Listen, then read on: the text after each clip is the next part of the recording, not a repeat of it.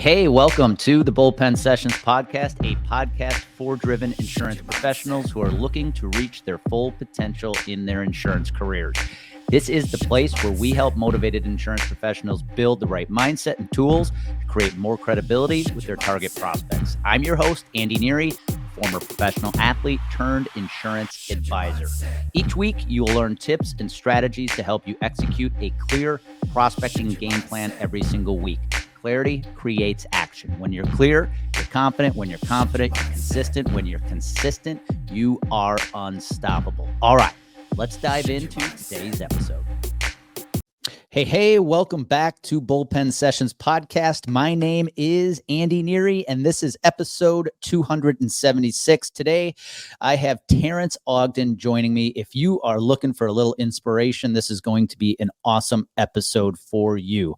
I had a chance to meet Terrence Ogden in a mastermind group I am a part of, and I wanted to let you hear his story. Today, Terrence is the founder of Project Grit, which is an organization that host challenging events like Rucks and long hikes to challenge people's mental and physical limitations. But that's not where Terrence's story began. Terrence's story began as a drug addict who found himself in and out of rehab and prison, never looking to improve himself until one day he had a meeting with fate as he was getting into a car, leaving his last day of rehab. And I can't wait for you to hear his story of how he has overcome one challenge after another to remain sober for well over 20 years and what he is doing today as the founder of Project Grit to help men and women challenge mediocrity, embrace difficulty, and unleash the power of teamwork. I wanted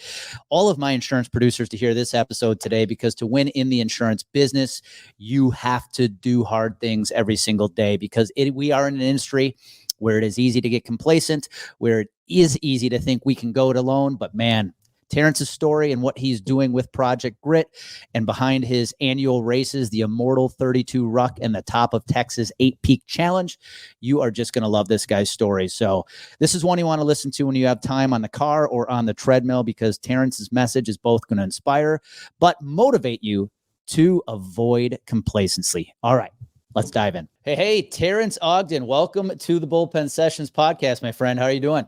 Doing great. Glad to be here.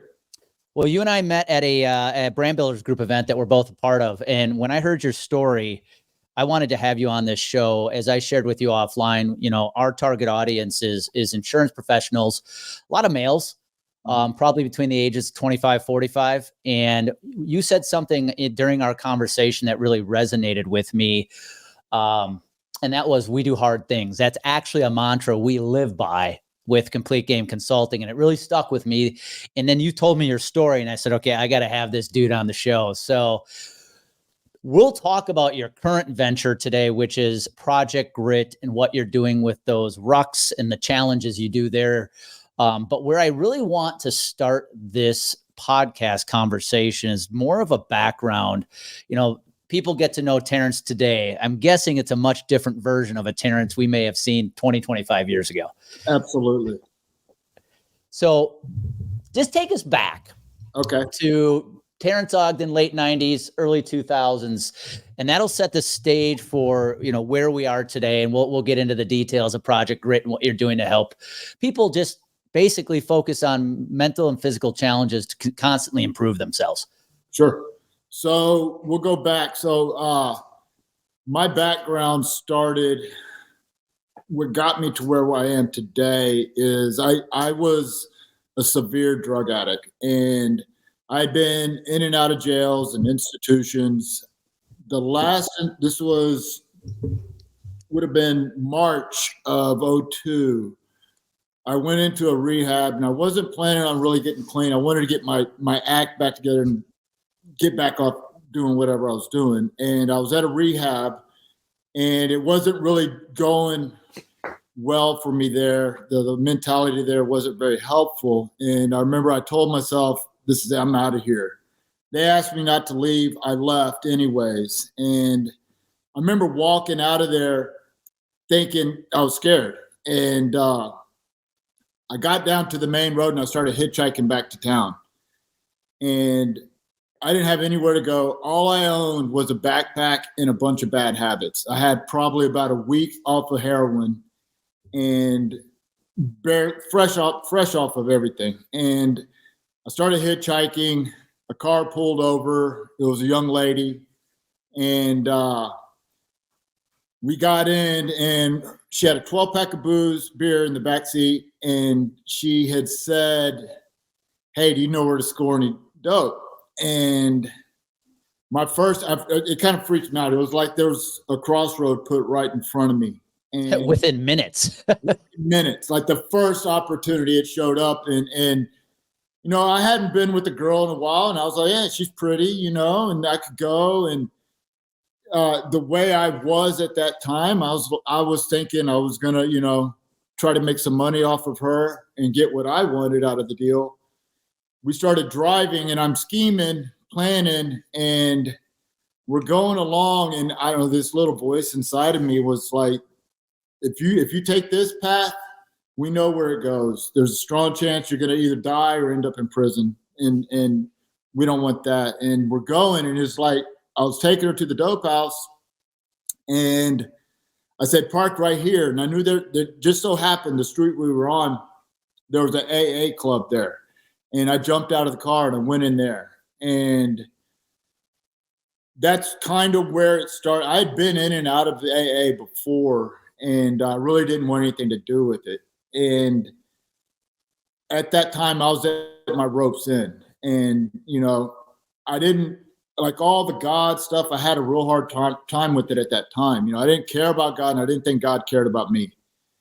I went in, and luckily, I'm jumping forward a little bit. I ran into some guys that I knew were just as bad or worse than me. And there was one guy in particular named Kenny Baker, and he was my mentor.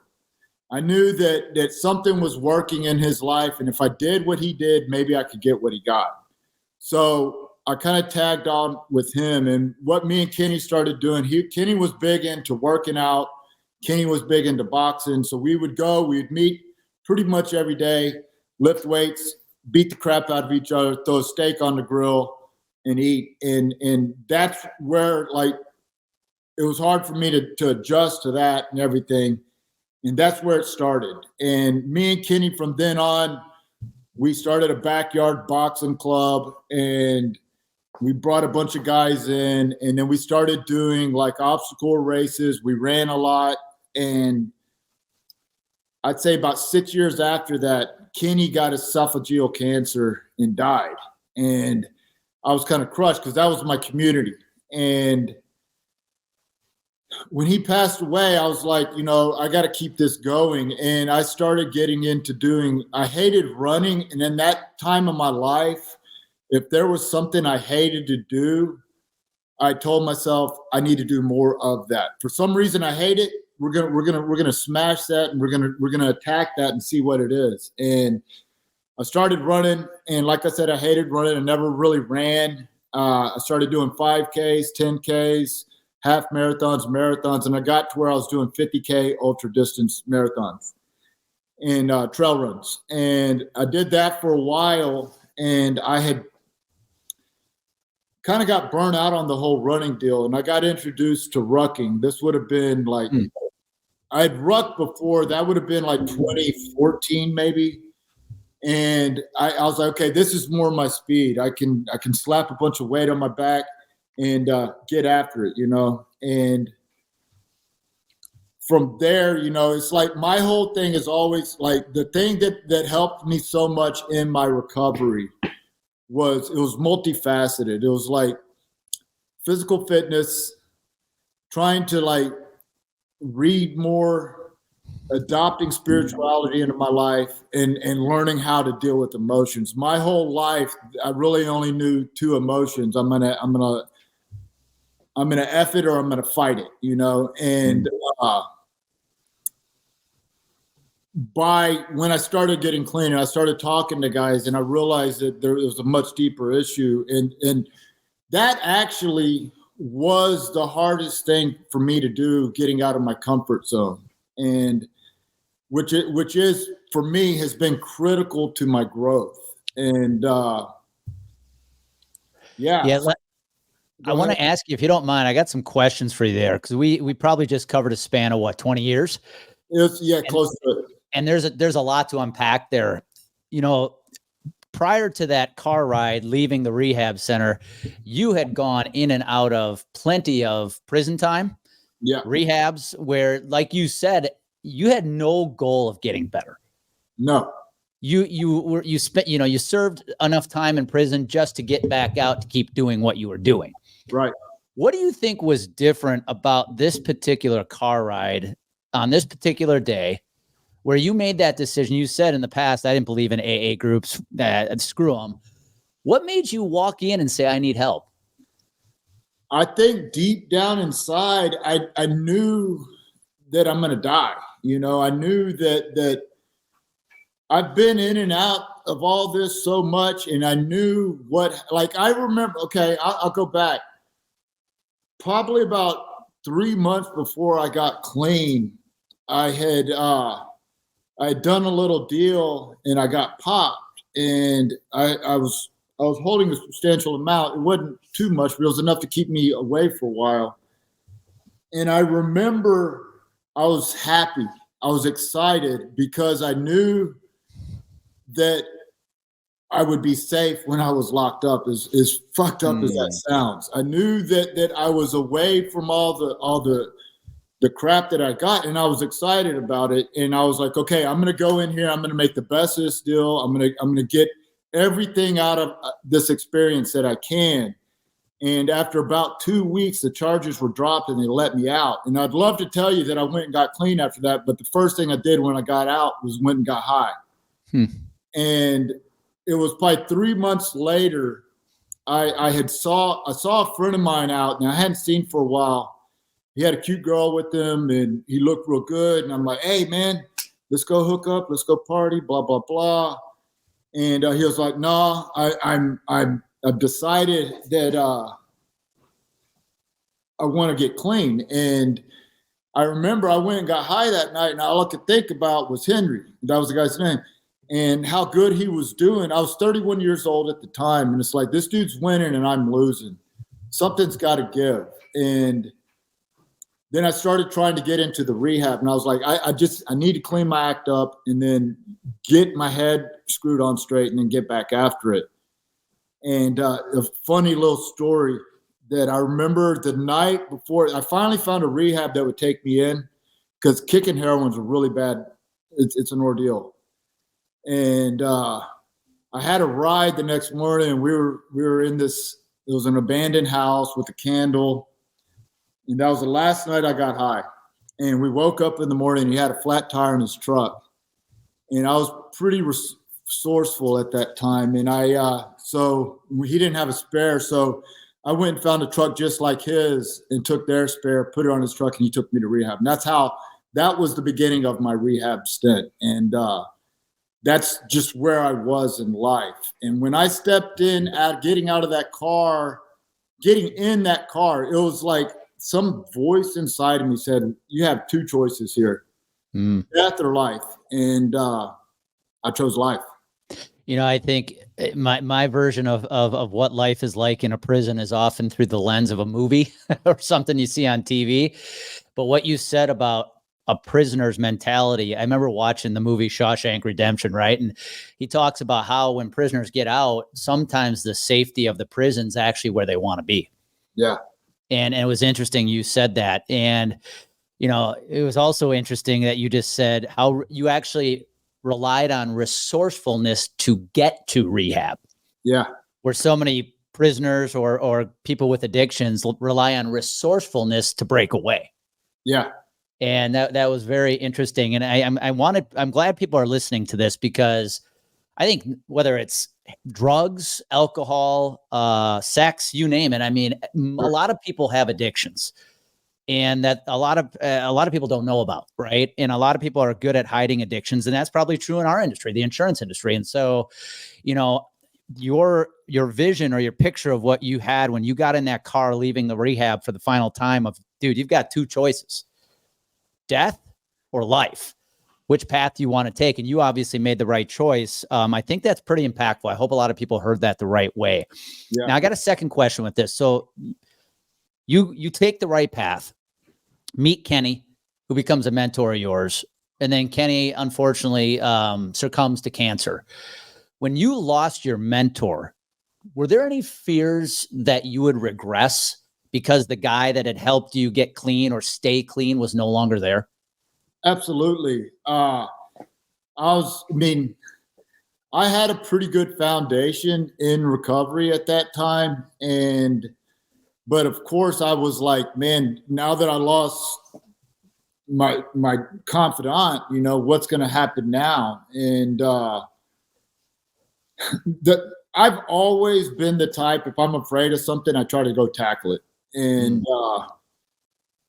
that the fear of losing Kenny was, I felt alone again, I felt like I didn't have that dude that I could he's the kind of guy that would be like, I got a body in my trunk. He'd be like, listen, where are we going to go bury it?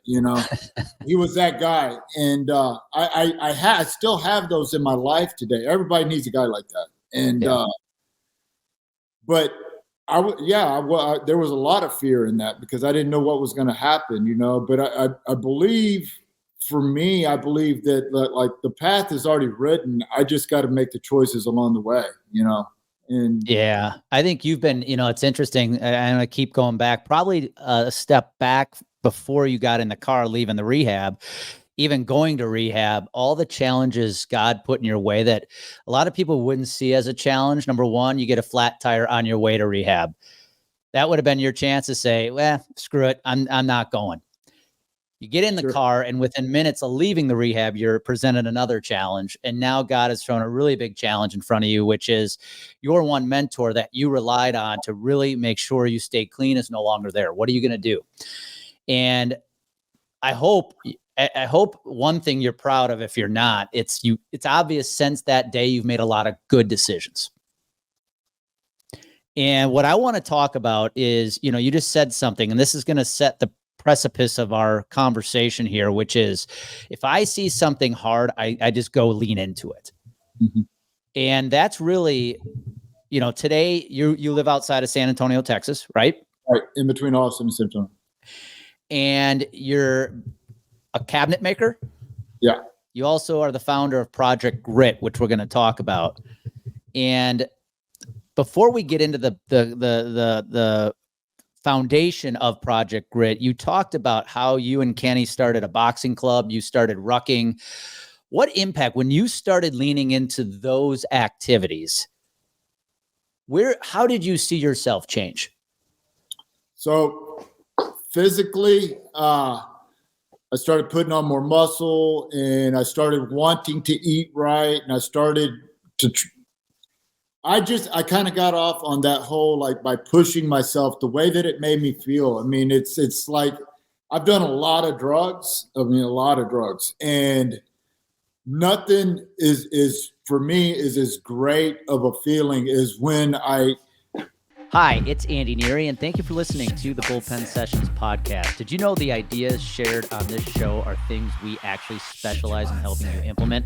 If you're an insurance professional and you want to turn your credibility into consistent client acquisition, visit CompleteGameConsulting.com and schedule a free strategy call. Again, that's CompleteGameConsulting.com to request your free strategy call. All right, let's jump back into today's podcast episode. I overcome an obstacle that I have always thought I'd never be able to do, or the challenge that comes with that, and overcoming that is just, there is something that feels good, and that's taking another man through that and seeing them experience what you experienced. That's the next level thing.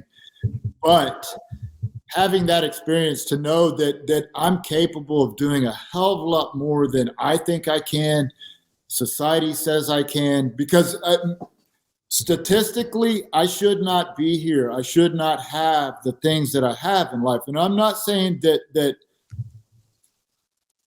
I don't know. I'm extremely grateful for where I am in life, and I busted my ass to get where I am. It didn't just come handed to me, and all of that. By doing those challenging things, I've learned that about myself, that I can overcome whatever comes in front of me. And if I fail, and failure is always part of it. If I fail, what do you do when you fail? You get off your ass and do it again until you accomplish that goal, I love that. Now I think that's a great segue into Project Grit, what you just said. That feeling I got when I started taking care of myself physically, started eating right, I wanted to be able to help others do that. Sure. And I've got to believe that's the foundation of Project Grit. And so, what I love about this conversation, this part of the conversation, is I have a client of mine who has used rucking actually as a prospecting tool. He has taken a bunch of business professionals in his metropolitan city and started a morning ruck group, which has become a great networking opportunity for him. And so I hope he's listening to this episode, because he's going to absolutely love this. So, okay, so you end up going on and starting Project Grit. I have a bunch of questions I want to ask about it, but what was the premise behind starting that organization? So originally, it wasn't Project Grit. It was. This is how it started. Always wanted to do something really hard for Texas Independence Day, which is March 2nd. And originally I was like, man, I live in Wimberley. I'm going to walk from Wimberley to Gonzales, where the first shots of the Texas Revolution were started. So me and my son did a scouting trip to Gonzales to go talk to them and see what they do for Independence Day. And we get there and they didn't do anything. And I started seeing in this museum, it's where the Come and Take It cannon is. And I started seeing all this stuff about a group called the Immortal 32. And I was like, who are these guys? And how come I've never heard of them? I'm an 8th generation Texan. And they were the Gonzales Ranging Company. And William Travis at the Alamo put out a call. There was 175 Texans at the Alamo, and there was 5,000 Mexican soldiers outside the gates. He put a call in for reinforcements, and the Gonzales Ranging Company intercepted that letter and got it, and they took it to their leader, George Kimball, and they're like, hey, what do we do? And George Kimball said, there's no question what we do. We mount up and we ride to the Alamo. And these 32 guys knew without a doubt that they were going to go die, but they did it anyways. They snuck through the enemy lines in the middle of the night. They got to the walls of the Alamo. The sentries shot at them. One of the guys was hit. He started cussing them out in English. And that's when the sentries knew they were reinforcements. They let them all in. 6 days later, the Mexicans attacked, the Alamo fell, and everybody in there died. And I was like, wow, this is a hell of a story. I think God put me in that position at that time to read that story. And I knew that, okay, this is it. I'm supposed to go from here to the Alamo, which is 75 miles away. And that first year we did it, we started walking, and it was me and my friend Keith Busby. And he was the only person crazy enough I could talk into doing this with me. And we head out. We got dropped off in Gonzales. We didn't have a ride. Excuse me. All we had was our backpacks. And we had a hotel room. We woke up at 4 o'clock in the morning. We started. And as we were walking, it starts off, it's this beautiful country road. It's Highway 90. And it goes towards Seguin. And it was gorgeous. Weather was great. All these locals started stopping, and we had a Texas flag and a Come and Take It flag. And these locals started stopping, said, are y'all doing the Immortal 32 route? And we were like, yeah. And so we started getting all this history of the locals, and they were like super excited that we were doing this. And we get to this house about, I'd say 25, 27 miles in, and lo and behold, it was George Kimball's house. And this old man pulled us on the porch, took us on tour, told us a bunch of history. And it continued on. You get to Seguin right before dusk, and then the night started. And the thing about the night, it's like, this is where you're physically beat up. The mental game starts, and it gets dark. You stop talking so much. You separate a little. And I come from more of a competitive background. So does Keith. And I'd done a lot of endurance events before this, and I would always just get in my zone, hunker down, and push forward. And it was probably about 3:00 in the morning, and I was getting aggravated because I kept making a big gap in between us, and I'm like, I wish this dude would just hurry up and catch up. And then part of me was saying, I just wish this dude would quit. That way I can just get after it, get in my zone and get after it, get to the Alamo. And I looked back and I could see a faint glow of his headlight, and he was probably a quarter mile behind me. So I turned around. I was like, I gotta get this son of a bitch. I get back there. I get to him, and something clicked. It was similar to that time in the car, and he was having a real hard time, and he didn't think he could do this. And I talked to him, and I gave him some advice, some words of encouragement, and he was able to get off the edge and get back into the game. And it was right then that I knew that's what this whole deal is about. This isn't a race. This is about one man helping another man get through whatever challenge he's going through and pushing through that and accomplishing a goal that you started out to do. We did it that first year. We both completed great. The second year, I was like, dude, we got to do this again or this is dead. So we did it. And at about mile, I'd say 25 to 30, I took a hard spill and I rolled my left ankle. And it hurt real bad. We got to Seguin. I couldn't walk at Seguin. And the table turned. Kenny was there for me, helped me push through whatever I did. We got an ankle wrap. We taped that son of a bitch up, and we just got after it. Every time I would stop, it would hurt like holy hell. And then once you started moving again, you get the juices flowing and everything, the stiffness would go away. But if I wouldn't have been able to complete it without Kenny. And that just solidified in concrete. That's what this is about. One man helping another. And then the next year we brought a whole group, and we've done it 4 times. March 2nd will be, we leave on March 1st, a week from now. And this will be our 5th annual. Last year we got our first woman across, which was huge because she came to me saying she wanted to do it. And she was like, everybody's telling me I'm too small. I can't do this. And I was like, what do you think? And she was like, I want to do it. And I was like, well, you can do whatever you want to do. And if I got to pick your ass up and carry you across the finish line, I will be there for you. But as soon as you say you quit, guy that wants to do this, if you're 100% going to quit, I'm going to put my energy where the guy that doesn't want to quit. And that's where it all started. And last year we changed it from the Immortal 32 Ruck, which is an event, to Project Grit. And I have 2 events that we have on the books, and I got 4 more that are on the table we're working on putting out. And they're all challenging events, ultra distance rucks, where it's not a race, it's a team event. Our whole thing is battling mediocrity, because that's where it had gotten for me. Is I had gotten my life together. Yep. I went from being, a tragedy, and I triumphed through that, and I got to the other side, and I got the wife, I got the kids, I live on 10 acres in a beautiful hill country of Texas, and it's like, now what? Now what? And I felt like mediocrity had come in.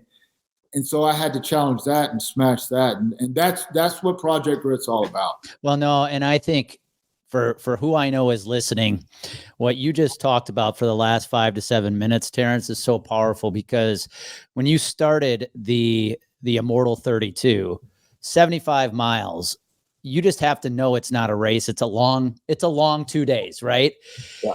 And I think when I think about some of the insurance producers who enter our industry, they view everything as a race. How quickly can I sell something? How quickly can I get to my sales goals? And when you're starting out in your career, you got to understand this is just a journey. It is not a race. Mm-hmm. And you just said the second thing, challenge mediocrity. If I go to your website today, I see 3 core values right on the beginning on the home page. Challenge more mediocrity, embrace difficulty, and unleash the power of teamwork. And I think that lesson you learned when you got far ahead of was it Henry? Keith, excuse me, and realized, man, I got to go back and get them. Again, I look at our industry, and there's a lot of people who think they can be a lone wolf, who think they can go far by going alone, and you can't. And you need a team, and you need to trust your team, and you need to be a good part of the team. And so I think what you have been talking about is so applicable to this industry because it is easy to get complacent. Even a guy like you, whose life is so different than where it was 20 years ago, you even found yourself getting complacent and accepting mediocrity. And I see so many people in the insurance industry doing the same because they're unwilling to do difficult things. And you have a statement on your website I wanted everybody to hear, which is, we challenge low expectations and cultivate resilience. Yeah. So I'd love for you to know, a man who's gone through a lot, what does resilience mean to you?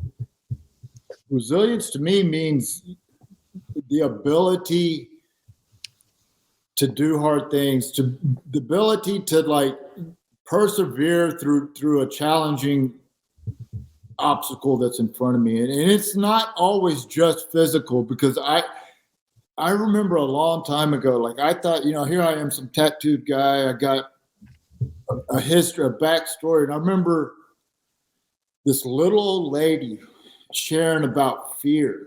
And I was like, here I am, some fucking tough guy. And I got the exact same thing this little lady has. So it's not always just a physical thing. And resilience is doing things that I don't want to do and getting through to the other side. It forms that inner grit that now I know I can accomplish. If I can accomplish that, what if I can accomplish this? And you just keep going up the ladder with it. I do. I love that. Doing things I don't want to do and getting to the other side. And a lot of that started you were talking about not doing it alone, and that's where it started. I could have never got clean if it was just me on me. If I didn't have Kenny, my whole thing is like the camaraderie in a community will give you the motivation to develop the discipline, because the motivation only will last so long. Kenny can go away. My community can go away. What am I going to do when I'm alone? If I don't have that discipline that community will give me the motivation to develop, I can't get past whatever it is. And that's where it comes down to. I love that you just said that. What am I going to do when I'm alone? Mm-hmm. I talk about it's the work you put in when no one is watching. Yeah. And that's exactly what you just said. You can have the mentors, the coaches, the team, the community, which you need, but that's great. What are you going to do when no one else is around? Are you still going to have the drive and the discipline when you're by yourself? And you think about those first couple rucks you and Keith did, you're out in the middle of nowhere by yourself. We had no ride home. That's a great way to put it. You had no ride home. And, I see a lot of people enter ventures like insurance, and they're already preparing to have a backup plan B if it doesn't work. But I challenge them to do what you just said. What if you entered it with the attitude, I got no ride home. Mm-hmm. I got to go, and I got to do whatever I can to succeed, because I am burning the boats and I am making sure I have no ride home, because I'm going to force myself to succeed. And that requires you to get up every single day and do hard things. Absolutely. You have a couple things, and we're going to wrap up here. I want you to talk about these 2 events you're doing this year. I was looking at your Instagram and I saw you post some quotes once in a while, and I'd love for you to expand on a couple of them. One of them, you said, if you're too big to do the small things, you're too small to do the big things. Talk about that. So I've been in construction for a long time, and my whole thing is I got to be authentic to my guys that work under me. I lead by example, and I was always the guy that, like, the worst job that nobody wants to do, I didn't want to do it either, but that's the job I would sign up to do, because I knew A, it has to be done, and B, I know it'll get done if I do it. And the whole thing with that was like, I'm not afraid to sweep the floors, and we do jujitsu, me and my son, and at the end of every night, somebody's got to mop the floors. And I'm always telling him, get your ass out there. If you can't go out there and mop that floor, you don't deserve to be on that floor, And it's that whole thing. If you're too big to do the little things, you don't deserve to do the big things. Well, and that's also very much part of the power of teamwork. Absolutely. No one's greater than the other. I love that. And here's the other one. I just love for you to expand. It's pretty common sense, but I'd love for you to talk about, because I love the quote. Read a book, show up early, stay late, run the extra mile, don't skip the gym, eat clean, pray fervently, study. This is not being obsessed. This is discipline. This is dedication. This is commitment to success. It's the sole difference between dreamers and achievers. Yeah. I love that, man. Talk about why you posted that. That to me sums up everything. So, yeah, I mean, it was like my whole experience, dude, because when I first got clean, I none of those things. I was the complete opposite. And when I got clean, the only thing I had to give up was everything.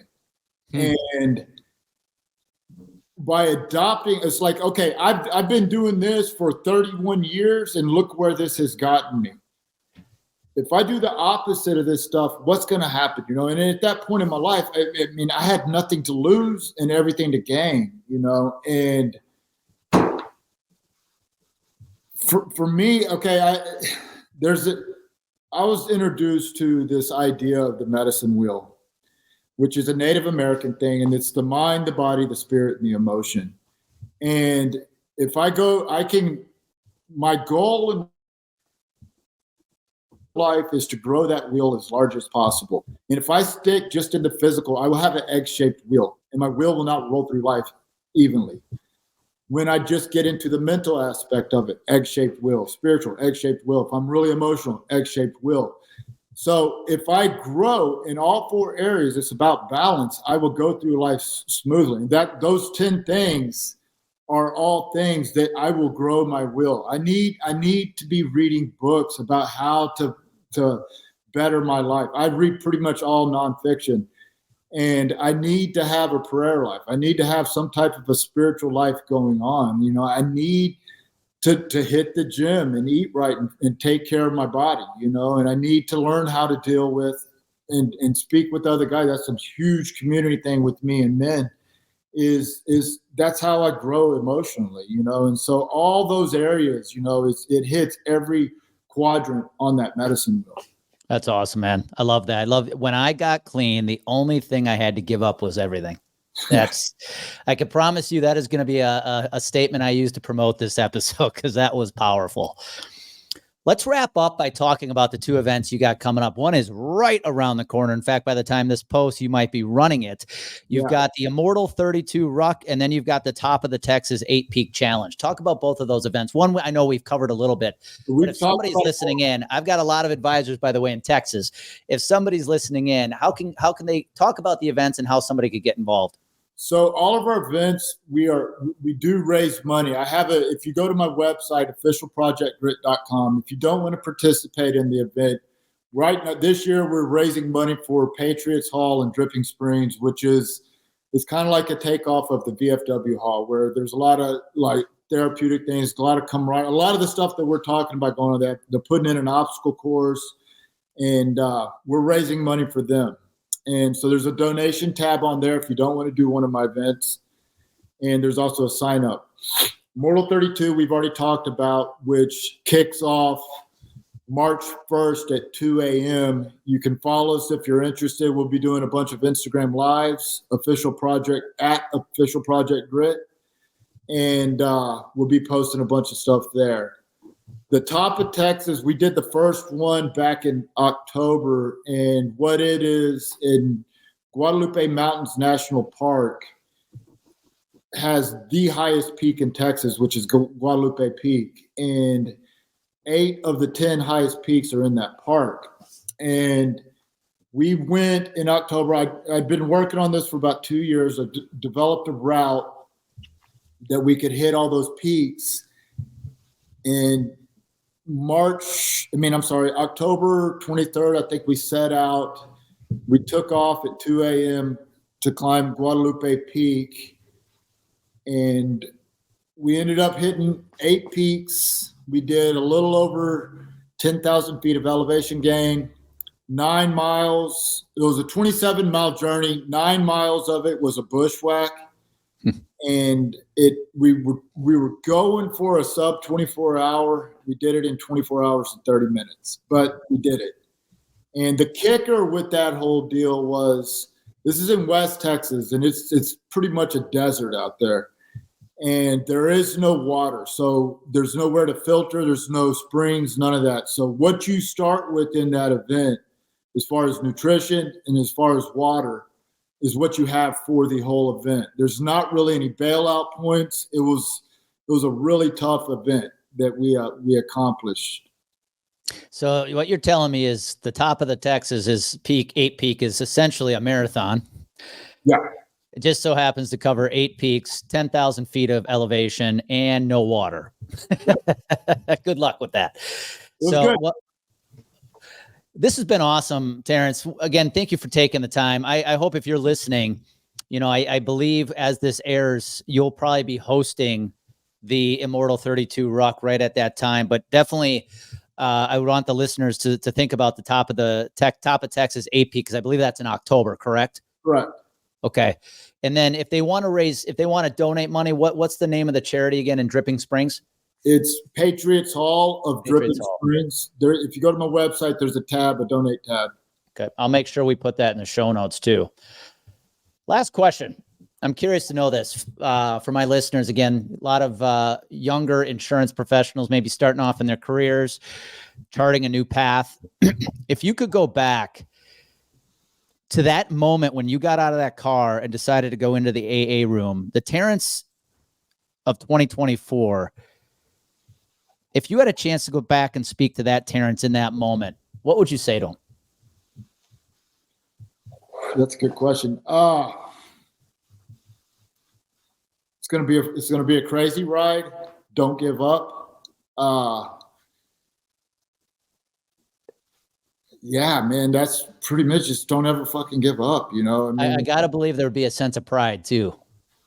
I am proud of where I am today. I'm not a prideful person, but I am proud of the obstacles I've overcome. And I would be really excited to watch me on my journey from where I am today. And I have had the opportunity to work with guys that were me, and to see them blossom and grow and get their lives together has been some of the best times of my life. I love that I'd love to be able to watch my own journey. Yeah. I've heard people talk about it this way. What are you doing today to make your future self proud? And I think that's kind of what you're referring to, right? Knowing who you are today and what you've accomplished, going back to the guy getting out of the car, walking into the AA facility. That guy's going to have fun watching your journey for the next 20 years. Yeah. And that's really cool. Well, you've been an inspiration today, man. If you're one of my listeners, I hope you took notes and took to heart what Terrence had to say. The reason I brought him on is because we believe to have success, you have to be able to do hard things every single day. And when you find yourself in an industry that, honestly, it's easy to get complacent. It's a lifestyle industry. Those who decide to get up and face challenges and embrace them and lean into them every single day are going to leave everybody else in the dust. And I'm going to go back, Terrence, to end this episode by talking about the core values you show on your website, which is challenge mediocrity, embrace difficulty, and unleash the power of teamwork. You can't go alone. You got to do hard things every day and just do everything you can do to avoid being complacent. It's easy when you're making a lot of money, but do not let yourself get complacent. So, Terrence, I want to thank you again for this, for the time you've given. I'm sure you have inspired a lot of people with today's conversation. I'm grateful for the opportunity, Andy. You bet, man. And for everybody else listening in, you know what happens when you mix clarity with confidence, You become consistent and you become unstoppable. So take what Terrence had to say and apply it to your life consistently, and you will see a mass transformation in your results. Be good. That's all we got for today's episode of the Bullpen Sessions podcast. One thing that would really help us both and other new potential listeners is for you to rate this show and leave a comment in iTunes, Stitcher, or wherever you tune in to listen to the show. Also, make sure to link up with us at CompleteGameConsulting.com on social media, and please share this podcast with anyone who you think might enjoy it. Until next time, remember, clarity creates confidence, confidence creates consistency, consistency makes you unstoppable.